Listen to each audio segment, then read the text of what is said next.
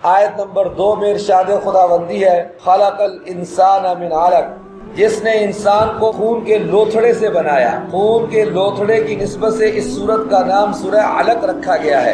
اہل علم کہتے ہیں سورہ علق سے لے کر آخر تک جو چھوٹی چھوٹی صورتیں آئی ہیں ان میں قرآنی تعلیمات کا خلاصہ بیان کر دیا گیا ہے۔ اس سورت کی پہلی 5 آیات سب سے پہلے نازل ہوئی تھی۔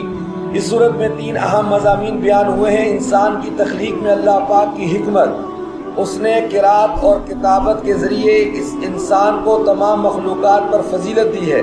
مال و دولت کی وجہ سے اللہ پاک کے حکموں کے سامنے سرکشی، اس کی نعمتوں کا انکار اور غفلت، انسان کے غرور اور سرکشی کی ایک اہم وجہ مال و دولت بھی ہے۔ جب پیٹ اور خزانہ بھرا ہوا ہو تو وہ نہ انسان کو انسان سمجھتا ہے اور نہ خدا کو معبود اور مسجود سمجھتا ہے۔ اس امت کے فرعون ابو جہل کا قصہ جو رسول اکرم صلی اللہ علیہ وسلم کو ڈراتا دھمکاتا تھا اور اللہ تعالیٰ کی عبادت سے روکتا تھا، اس سورہ مبارکہ کے اختتام پر اس واقعے کو ذکر کیا گیا ہے۔